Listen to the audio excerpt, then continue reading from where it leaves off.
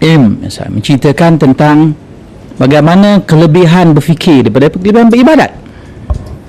Ya. Jadi jangan kita rendah-rendahkan. Fikir itu satu ibadat lebih hebat daripada ibadat-ibadat formal yang kita lakukan.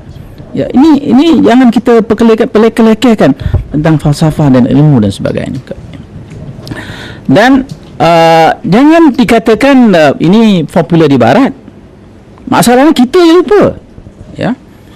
Antara pengikut besar Ibnu Arabi ialah Syekh Abdul Ghani Al-Nablusi, yang kemudiannya menjadi mufti kepada kerajaan Uthmaniyah di abad ke-18. Pengikut dia besar. Memang ada yang mengatakan tidak setuju ini, seperti Syekhul Islam Ibn Taymiyah, ya. Tetapi dia didukung oleh misalnya Syekh Abdul Wahab Sya'rani daripada Mesir, ya. Dan ramai pengikut-pengikutnya. Tentunya golongan ahli fiqh, ya, golongan tak suka berfikir, ya, tak suka kepada dia, ya. Tetapi seluruh kitab dia ialah tafsir Al-Quran. Dia tak sebut tentang dia tak menulis secara kata kitab, katakan Anwarul Tanzil sepertinya yang dibawa oleh Baidawi nama kitabnya. Tetapi dia menulis Futuhatul Makkiyah. Dalamnya ialah tidak lain tidak bukan adalah tafsir kepada ayat Al-Quran. Dia nak membantu kita memahami, untuk kita memahami Al-Quran itu secara begitu hebat, begitu majestiknya Quran itu, ya. Dan dia bila dikatakan kenapa buku dia yang besar itu Futuhatul Makkiyah, kerana dia mendapat ilham ketika dia tawaf, ya. Dia pembukaan ketika masa dia di Mekah, ya. Jadi dan ianya bukan dia bukan rasionalis, ya, dan dia ada pengalaman kerohanannya. Orang nak baca, nak faham tidak, nak setuju, nak terima tidak, tapi kena baca karyanya, ya. Dan saya mengatakan dan saya tak malu mengatakan itu sebab kawan saya itu saudara Iqmal sana yang baju putih itu menterjemahkan buku tentang Ibnu Arabi. Perlu kita faham, ya, kerana Ibnu Arabi memberikan lebih banyak jawapan daripada ulama-ulama besar yang lain untuk zaman sekarang. Isu-isu yang saya sebut tadi pasal pluralisme, kosmopolitanisme terdapat dalam Ibnu Arabi, ya. Berbeza dengan pandangan tokoh-tokoh yang saya sebut datang pada barat tadi, Immanuel Kant, Levinas ataupun Diogenes itu, ya. Itu hanya lebih kepada bersifat kebudayaan dan sebagainya. Tetapi Ibnu Arabi membawakan persoalan ini daripada akar kerohanian dan juga sifat dan hakikat ketuhanan itu sendiri. Bermula daripada itu, ya. Jadi kita dia semuanya nak menjelaskan wahyu-wahyu, nak menjelaskan sifat-sifat Tuhan. Misalnya tajalli, konsep tajalli, ya. Bagaimana Tuhan mentajalikan dirinya, ya. Kita nak faham itu, ya. Jadi supaya kita tidak tersilap, ya, seperti yang dicemuh oleh Al-Quran, ya. Mereka itu tidak menyangka Tuhan itu mengikut selayaknya, ya.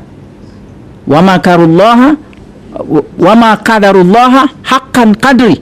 Mereka tidak menyangka Tuhan itu mengikut sangkaan yang selayaknya. Banyak orang tidak menyangka, soalnya seperti dia membataskan Tuhan itu, padahal Tuhan itu ialah infinite, ya. Dia punya kehebatannya, majestinya, keindahannya itu dan manifestasinya itu tidak terhingga dan tidak terbatas, ya.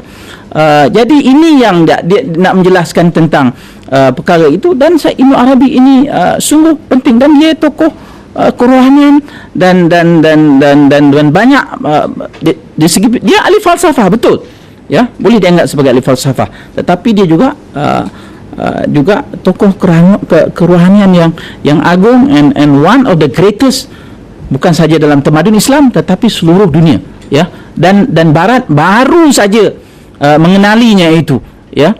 Dan kebetulan, ya, dan ini kita berterima kasih kepada sarjana penyiar barat, ada yang masuk Islam dengan beliau, ada yang tidak, ya, yang mengambil manuskrip beliau dan diterbitkan, ya. Dan orang Islam selama ni tidur di atas manuskrip Ibnu Arabi yang bertimbun di khazanah di Istanbul, museum di Istanbul dan diedit dan baru separuh baru keluar, ya, dan dunia baru mengenali ini. Tapi di kalangan pemikir-pemikir barat yang baru mengenalnya, ya, merasa kagum, ya. Ada seorang literary critics yang dominan di barat sekarang, namanya Harold Bloom, bukan Alan Bloom, ya, Harold Bloom, ya. Harold Bloom membaca buku yang ditulis oleh Henry Cobbett tentang Ibn Arabi, ya, dan dia ini terperanjat, ya. Sayang sekali dia baru tahu buku tersebut, kerana pemikiran-pemikiran Ibn Arabi ini memberikan petunjuk dan juga pointers kepada penyelesaian yang kompleks yang dihadapi oleh dunia sekarang. Dia orang Yahudi, dia orang Amerika, dan dia melihat dan mengangkatnya itu, ya. Tetapi bukanlah saya ni membaca Ibn Arabi kerana Henry Cobbett atau pujian daripada Harold Bloom, ya, tetapi saya tengok intrinsik itu untuk memahami Al-Quran, memahami hadis-hadis yang bagi saya puzzling, ya. Ya, jangan kita anggap kita faham sebenarnya. Sebab bila kita sampai satu peringkat, bila baca kita puzzle. Membaca Al-Quran itu kita puzzle. Dulu kita baca begitu aja, kita ingat kita faham. Tapi bila kita tua, kita puzzle. Kita mencari untuk memahami, kerana itu sifat kita berkembang, otak kita berkembang. Benda yang kita tak nampak dulu, kita nampak sekarang. Benda yang jelas dulu tiba jadi kabur, ya. Dan kekaburan itu bukan menghilangkan keyakinan, ialah untuk membawa kepada pencerahan baru, untuk membawa kepada penyelesaian perkara-perkara baru. Dan saya cuma di sini saya tak risau ramai ulama yang mengatakan dia sesat dan sebagainya. Itu bagi saya tidak masalah. Dan bila saudara baca, saudara akan bertemu, dan saya boleh sebut lagi ramai orang yang mengatakan beliau sesat dan sebagainya. Tetapi saya juga boleh sebut tokoh-tokoh yang lain, ulama-ulama aulia yang bersetuju dengan beliau dan mengulas beliau. Dan begitu juga di Arab Melayu, ya. Misalnya Hamzah Fansuri, Nuruddin Araniri, Abdul Rauf Singkel, Al-Fatani. Kesemua ni adalah pengikut Ibn Arabi, ya. Dan keseluruhan tasawuf kerohanian Melayu Asia Tenggara dipengaruhi dua tokoh. Pertama Al-Ghazali, keduanya Ibn Arabi, ya. Sekian, terima kasih. Terima kasih Kapten Hafiz Firdaus dan Pak Khalid. Bila melihat mereka berdiscussion at a very high level, kadang-kadang saya sendiri yang kerja ni, saya hanya boleh memberi jawapan. Kedua-dua nampak gayanya banyak benda saya tak setuju. Hafiz Firdaus pula mungkin terlalu pessimistic view dia terhadap falsafah. Saya tak setuju. Memang saya bias sikit, saya suka falsafah. Pak Khalid pun ada benda yang saya tidak setuju. Banyak Ibn Arabi. Ada juga ulama lain seperti Ibn Taymiyah tidak setuju dengan Ibn Arabi. Jadi kedua-dua pun ada benda yang saya tak setuju. Bagus lah tu. Saya nak create satu mazhab yang ketiga.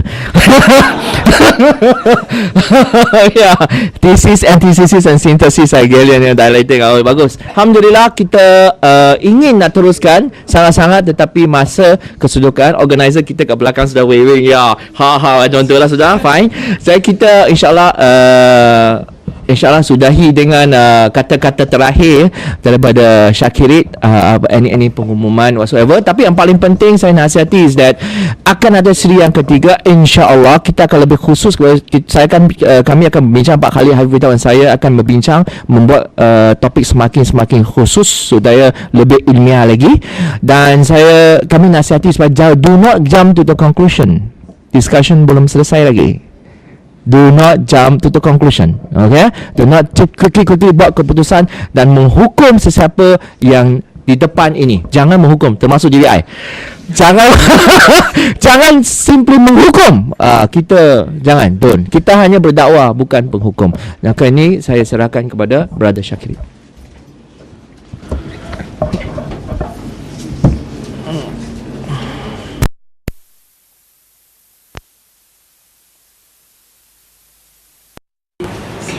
Dan juga Kapten Hafiz Firdaus. Alhamdulillah. Saudara-saudari, bagaimana dengan friendly critical discussion tadi? Friendly ya? Sangat friendly. Saya boleh bersumpah, saya tak nampak satu kursi pun terbang tadi. Alhamdulillah. Walaupun kita lihat dari segi pandangannya ada persamaan dan juga ada perbezaan. Dan ini membawa saya teringat kepada satu